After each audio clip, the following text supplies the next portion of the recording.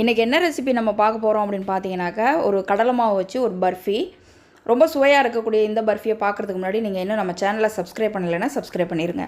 ஒரு பேன் எடுத்துக்கோங்க. ஒரு பேனில் 1/2 கப் அளவுக்கு சுகர் எடுத்துருக்கிறேன். அந்த சுகருக்கு 1/4 கப் அளவுக்கு நம்ம தண்ணி ஊற்றிக்கலாம். தண்ணி ஊற்றிட்டு இது ஒரு கம்பி பதம் வரணும். கம்பி பதம் இந்த பர்ஃபிக்கு ரொம்பவே முக்கியம். பதம் கொஞ்சம் ஹார்டாகிட்டாலோ இல்லை கம்பி பதம் அதிகமாகிட்டாலோ பர்ஃபி ரொம்ப ஹார்டாயிரும்.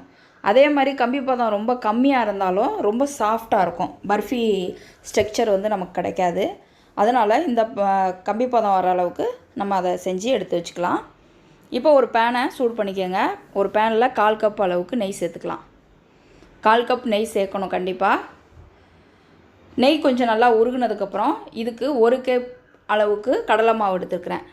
1 கப் கடலை மாவுக்கு 1/4 கப் அளவுக்கு நெய் கரெக்டாக இருக்கும். இந்த நெய்யில் போட்டு நல்லா வறுத்து விடணும். கடலை மாவை நம்ம எவ்வளோ தூரத்துக்கு வறுக்கிறோமோ அவ்வளோ தூரத்துக்கு பர்ஃபி ரொம்ப டேஸ்ட்டாக கிடைக்கும் நமக்கு. இந்த பர்ஃபின்னு இல்லை, நம்ம மைசூர் பாக் செய்யும்போது கூட கடலை மாவை நல்லா வறுத்துடணும். ஏன்னா அதில் ஒரு பச்சை வாசனை இருக்கும். அந்த வாசனை போகிற அளவுக்கு நம்ம நல்லா இதை வறுத்து விடணும். இதை குறைஞ்சது நான் ஒரு 17 நிமிஷம் வறுத்து விட்டுருக்கேன். பாருங்கள், நல்லா அடுப்பை சிம்மில் வச்சிடணும். கம்ப்ளீட்டாக சிம்மில் வச்சுட்டு ஒரு 17 நிமிஷம் வறுத்தோம்னாக்க நல்லா க்ரீமியான ஸ்ட்ரக்சர் நமக்கு கிடைக்கும். ரொம்பவே பொறுமையாக செய்யணும். ஏன்னா கொஞ்சம் ஹார்டாகிட்டாலும் நமக்கு பர்ஃபி ஸ்ட்ரக்சர் நல்லா கிடைக்காது. ரொம்ப ஹார்டாயிரும், இல்லைன்னா ரொம்ப சாஃப்டாயிரும். அதனால் ரொம்ப அடுப்பை கம்மியாக வச்சுட்டு நல்லா பொறுமையாக கலந்து விடுங்க. இப்போ நல்லா திட்டு திட்டாக இருக்கிற மாதிரி இருக்குது. இது கொஞ்சம் நேரம் ஆக ஆக நல்லா எல்லாத்தோடையும் கோட்டாகி அப்படியே ஒரு க்ரீமியான ஒரு ஸ்ட்ரக்சருக்கு நமக்கு வரும். பேஸ்ட் மாதிரி வரும். அது வரைக்கும் நல்லா கலந்து விடணும். பாருங்கள், இப்போ புட்டு மாதிரி இருக்குது நமக்கு. இதை நல்லா கலந்து விட நல்லா ஸ்மூத்தான பேஸ்ட்டாக வரும். அது வரைக்கும் நம்ம பொறுமையாக கலந்து விடணும். அடுப்பு கம்ப்ளீட்டாக சிம்மில் வச்சுக்கோங்க. அடுப்பு தீ ரொம்ப அதிகமாக இருந்துச்சுன்னா ரொம்ப கரிஞ்சு போயிடும். அதனால் அடுப்பை நல்லா சிம்மில் வச்சுருங்க. இதுக்கு கலருக்காக இன்றைக்கி நான்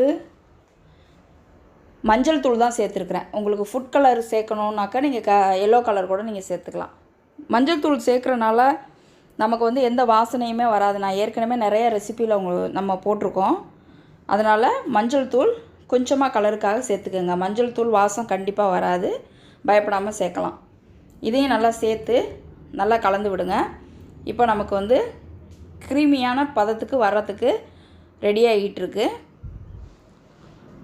நம்மளோட சுகர் சிரப்பும் ரெடி ஆகிட்டு ஒரு கம்பி பதம் வரணும். இப்போ பாருங்கள், க்ரீமியாக நல்லா வந்துருச்சு. எல்லாம் ஒன்றோட ஒன்று நல்லா கோட் ஆகிட்டு இப்போ நல்லா வாசமும் வருது. கடலை மாவு வாசம் நெய்யோடு கலந்து சூப்பராக வாசம் வருது. பாருங்கள், இந்த மாதிரி இருக்கணும். இப்போ நல்லா பேஸ்ட் மாதிரி ஆகிட்டு இப்போ நம்ம எடுத்து வச்சுருக்கிற சுகர் சிரப்பை இது கூட ஊற்றிடலாம். இதை ஊற்றிட்டு நல்லா கலந்து விடும்போது ஒரு 3 நிமிஷத்துலேயே நம்மளோட பர்ஃபி ரெடி ஆயிரும்.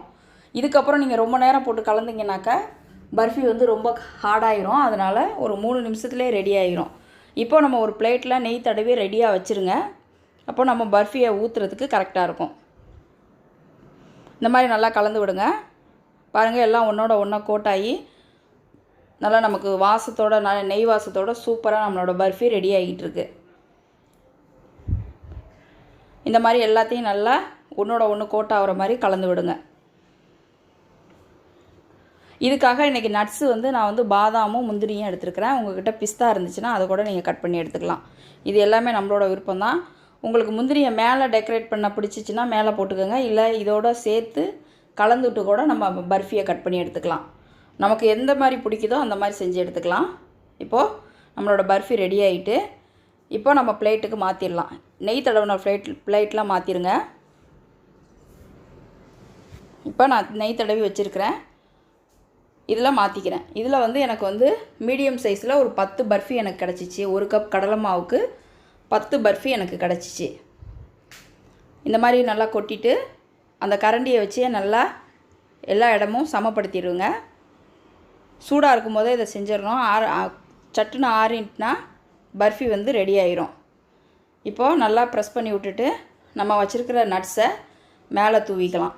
உங்களுக்கு மேலே தூவ பிடிச்சிச்சின்னா மேலே தூவுங்க. அப்படி இல்லை அப்படின்னாக்க கீழே தூவிட்டு அதுக்கு மேலே நம்ம பர்ஃபியோட மாவை நம்ம கொட்டிக்கலாம். அதுவுமே டேஸ்ட் ரொம்ப நல்லாயிருக்கும். இந்த மாதிரி போட்டு லைட்டாக ப்ரெஸ் பண்ணி விட்ருங்க. இல்லைன்னா நட்ஸ் வந்து கீழே விழுந்துடும். மேலே பர்ஃபி மேலே போட்டுட்டு கரண்டி வச்சு லைட்டாக ப்ரெஸ் பண்ணி விடுங்க. ப்ரெஸ் பண்ணிவிட்டு சூடாக இருக்கும்போதே அதை பீஸ் போட்டுருங்க. அப்புறம் ஆறிட்டுனா பீஸ் போடுறது கஷ்டமாக இருக்கும்.